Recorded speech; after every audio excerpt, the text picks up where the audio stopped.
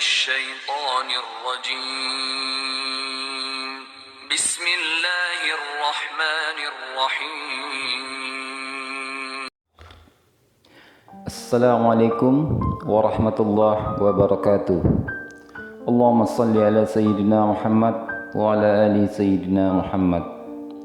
Sahabat Zakir TV 40 yang beriman yang dirahmati Allah Subhanahu wa taala, semoga selalu dalam keadaan sehat walafiat. Kali ini kita akan membahas kisah tentang Nabi Allah, yaitu Nabi Ayub alaihissalam. Allah mengutus para nabi dan rasul untuk menyuruh manusia dalam ketaatan kepadanya. Selain itu, para nabi dan rasul juga diutus untuk menjadi tauladan bagi umat manusia. Salah satu nabi yang dapat menjadi panutan perihal kesabaran saat menghadapi ujian adalah Nabi Ayub alaihissalam. Bagaimana kisahnya? Simak pada uraian berikut ini.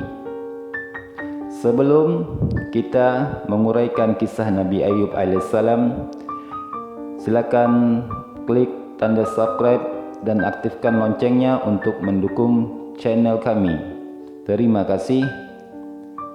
Nabi Ayub alaihissalam hidup pada tahun 1420 sampai 1540 sebelum Masehi. Beliau berasal dari Romawi. Beliau diutus Allah untuk menyeru kaumnya, yaitu masyarakat di daerah Huran atau yang di sekitar Yordania atau Syria, agar menyembah Allah Subhanahu wa taala. Sebelum ujian kesabaran menimpanya, Nabi Ayub alaihissalam diberikan limpahan karunia nikmat oleh Allah Subhanahu wa taala. Beliau dikaruniai badan sehat, wajah yang rupawan.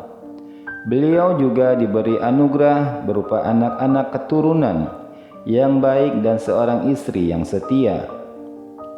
Menurut para pendapat ulama yang paling populer, nama istri Nabi Ayub adalah Rahma binti Afrain bin Yusuf bin Yaqub. Di sisi materi, Allah pun memberikan harta yang melimpah sehingga Nabi Ayub alaihissalam menjadi seorang yang kaya raya. Tak hanya berupa uang, harta tersebut juga mewujud dalam bentuk tanah dan bangunan yang luas di daerah Basniyah, salah satu wilayah dari negeri Huran. Beliau juga memiliki bermacam binatang ternak dalam jumlah yang sangat banyak, hingga tidak ada orang yang bisa menandinginya. Binatang ternak tersebut berupa unta, sapi, kuda, keledai, dan kambing. Dengan banyak nikmat yang telah Allah berikan, Nabi Ayub pun rajin bersyukur kepada Allah. Beliau menjadi salah seorang hamba yang bertakwa dan menyayangi sesama manusia. Nabi Ayub rajin menyantuni anak yatim, janda, duafa, dan orang yang sedang dalam perjalanan tetapi tidak punya uang untuk melanjutkan perjalanannya, atau yang disebut dengan Ibnu Sabil, serta memberi makan orang miskin. Sosok penyabar dan penuh rasa syukur Nabi Ayub alaihissalam yang telah dikaruniai keturunan dan rezeki yang melimpah, maka beliau selalu bersyukur dan tekun beribadah kepada Allah.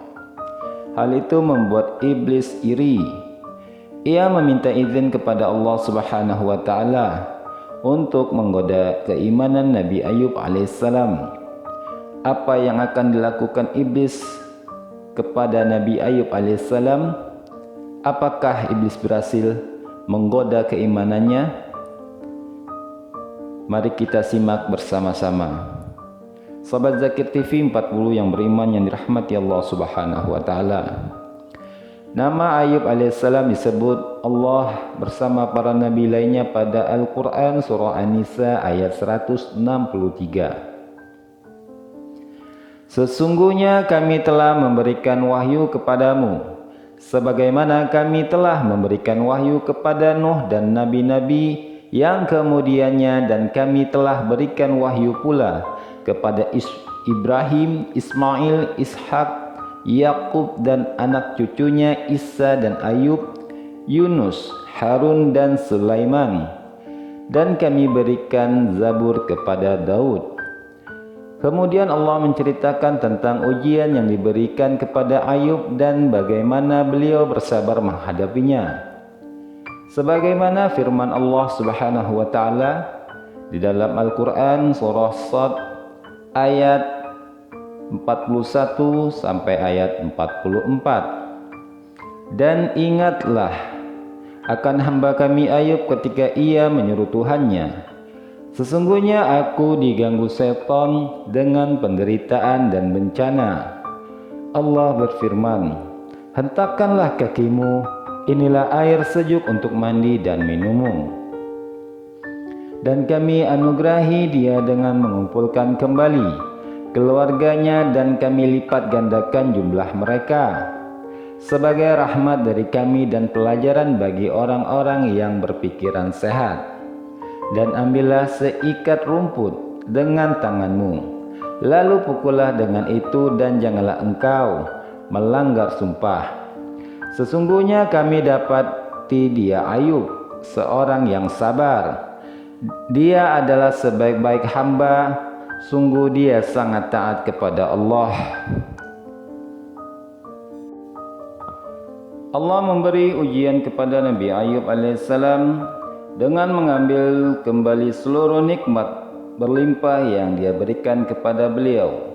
Pertama, Allah timpakan kepada Ayub alaihissalam penyakit kulit di sekujur tubuhnya. Bahkan Ibnu Katsir menafsirkan tidak ada satu pori-pori pun dari tubuh Nabi Ayub alaihissalam yang selamat dari penyakit kusta atau juzam. Dengan itu Allah mengangkat nikmat paras beliau yang rupawan. Badannya yang semula sehat, segar dan bugar, Allah angkat dengan menimpakan tubuh yang sangat lemah karena penyakit itu.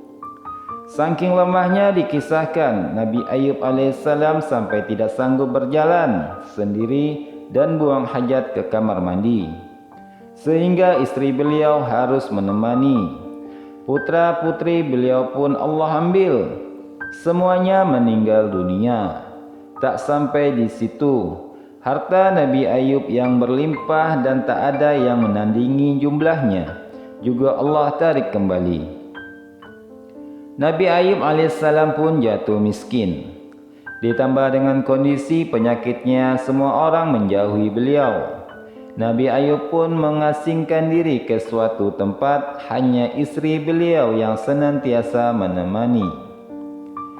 Juga dua orang sahabat beliau yang selalu mengunjungi beliau.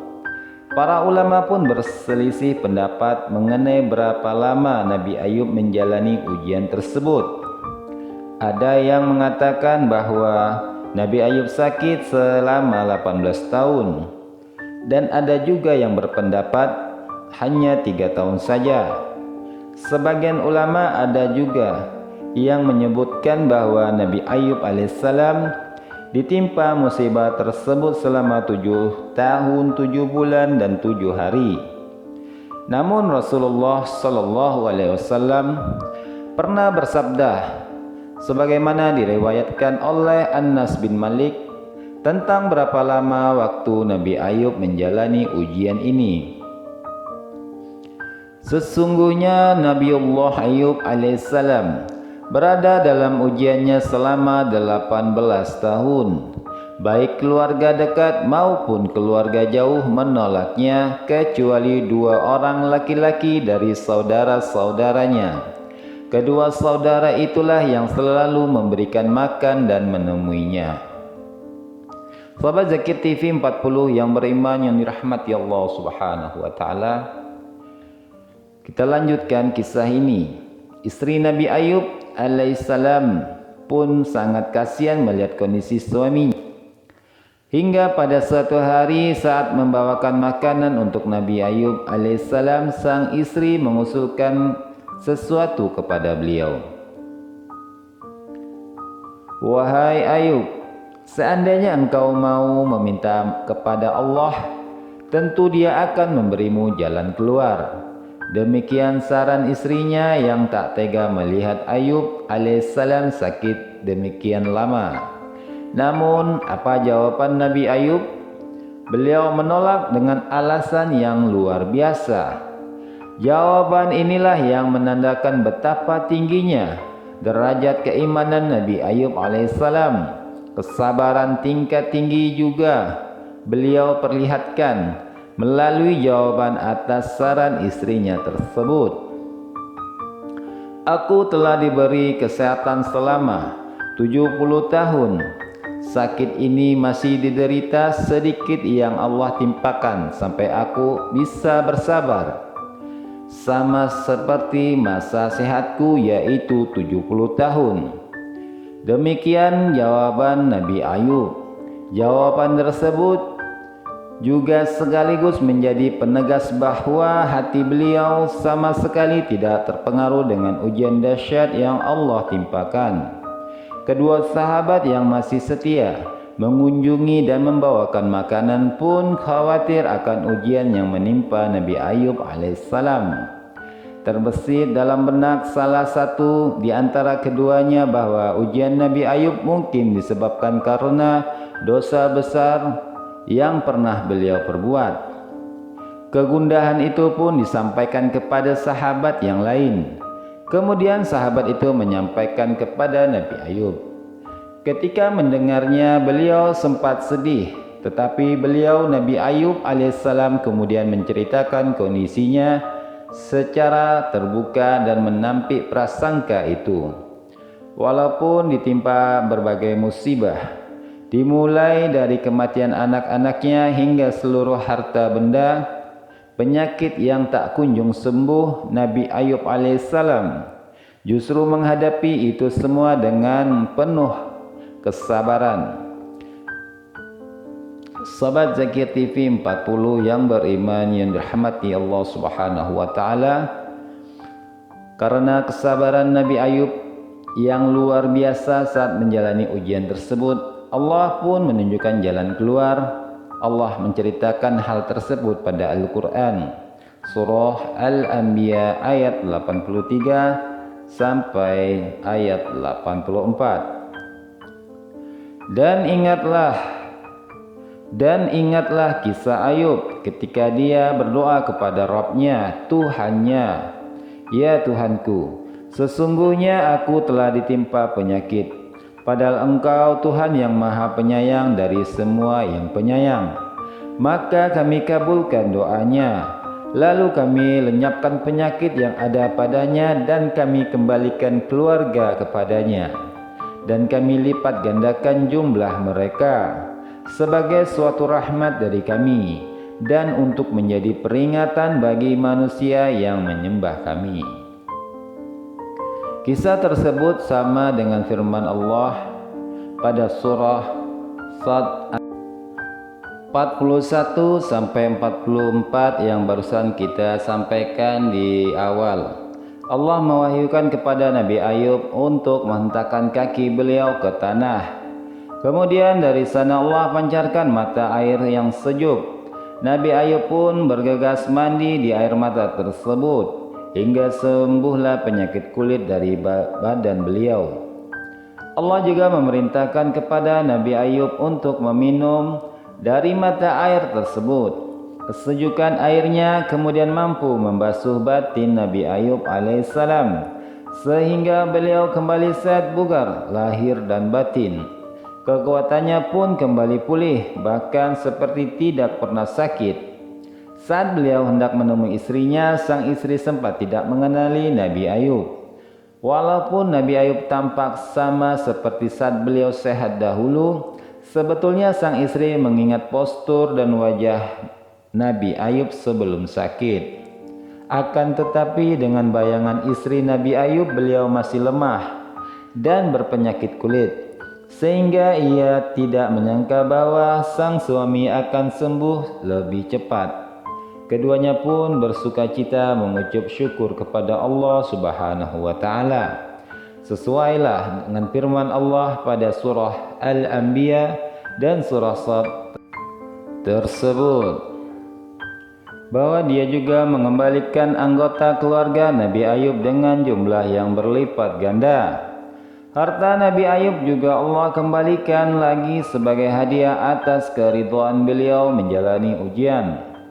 Dalam beberapa riwayat dikisahkan, untuk mengembalikan harta kekayaan Nabi Ayub, Allah mengirimkan 2 awan. Satu awan menaungi gundukan gandum, sedangkan awan lainnya menaungi gundukan jawawut. Awan yang menaungi gundukan gandum tersebut mengeluarkan hujan emas, sementara awan yang menaungi jawawut mengeluarkan perak.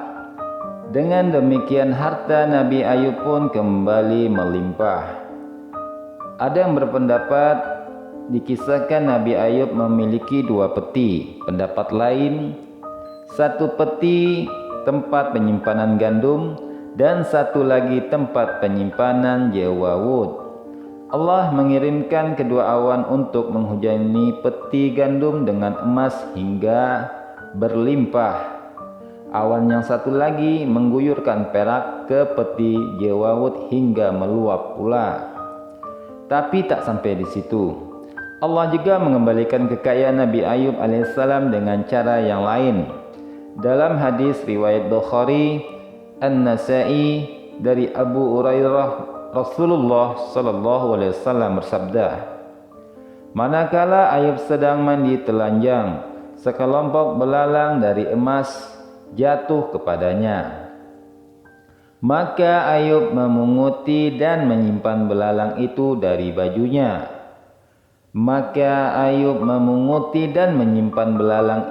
Di bajunya. Tuhan memanggilnya, "Wahai Ayub, bukankah aku telah membuatmu kaya seperti yang kamu lihat?" Lalu Ayub menjawab, "Benar ya Rabb, akan tetapi aku selalu memerlukan keberkahanmu." Dalam surah Shad ayat 44 Allah berfirman, "Dan ambillah seikat rumput dengan tanganmu, lalu pukullah dengan itu, dan janganlah engkau melanggar sumpah. Sesungguhnya kami dapati dia Ayub seorang yang sabar. Dialah sebaik-baik hamba, sungguh dia sangat taat kepada Allah." Sumpah yang Allah maksud pada ayat tersebut adalah nazar Nabi Ayub ketika beliau sakit.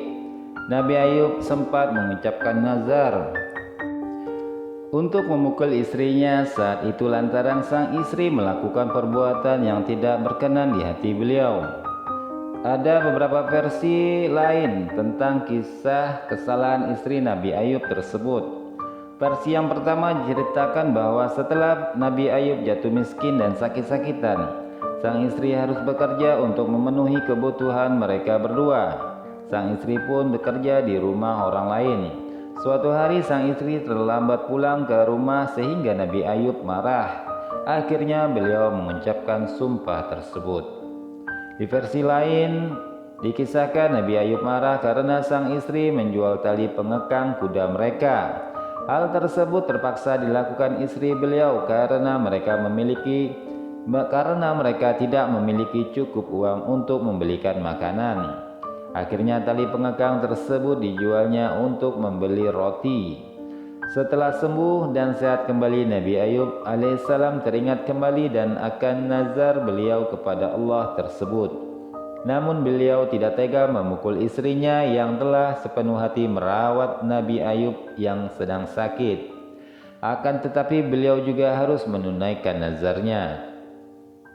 Akhirnya Allah Subhanahu wa taala memberikan solusi yang mudah.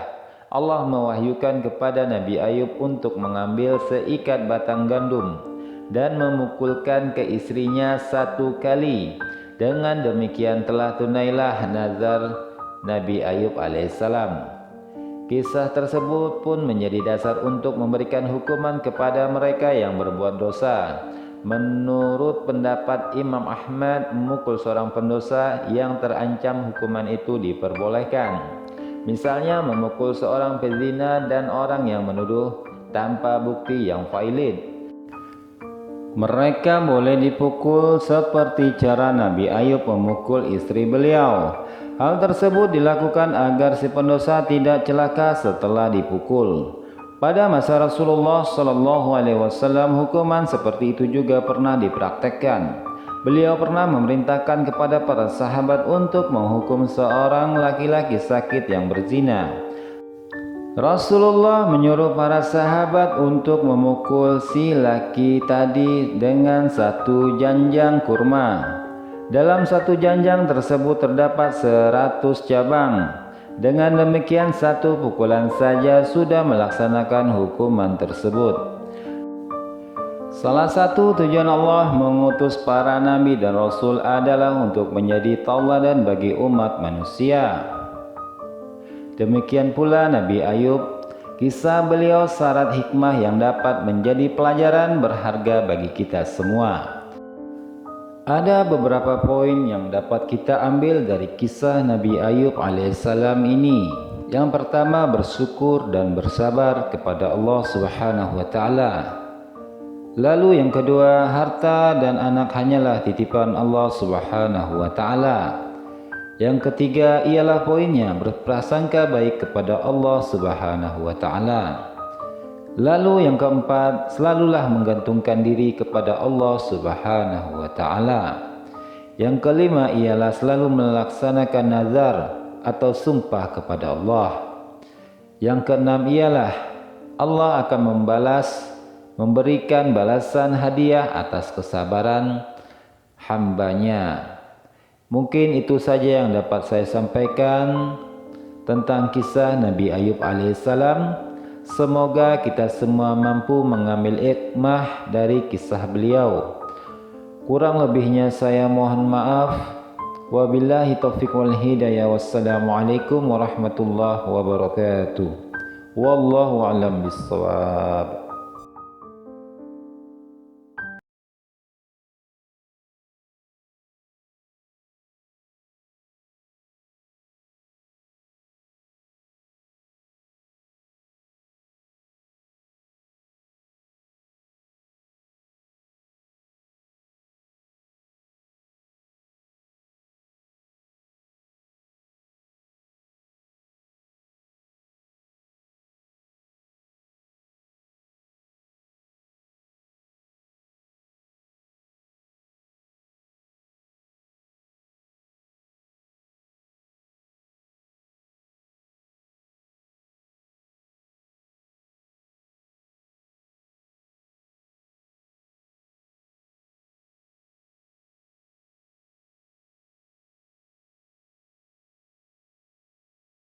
Karena meminta berkah dari Allah Subhanahu wa taala. Lalu yang kelima ialah selalu melaksanakan nazar atau sumpah kepada Allah. Yang kita bisa petik lagi ialah yang keenam, Allah akan memberikan balasan hadiah atas kesabaran seorang hamba. Seperti yang dikisahkan dalam kisah Nabi Ayub, setelah mendapatkan bukti kesabaran beliau, Allah pun mengganti penderitaannya dengan nikmat yang berlimpah, berupa kesehatan, harta, dan anak-anak. Nabi Ayub dikembalikan lagi dengan berlipat-lipat ganda harta dan keturunannya. Demikianlah kisah Nabi Ayub alaihissalam. Semoga kita semua mampu mengambil hikmah dari kisah beliau. Kurang lebihnya saya mohon maaf. Akhirul kalam. Wassalamualaikum warahmatullahi wabarakatuh.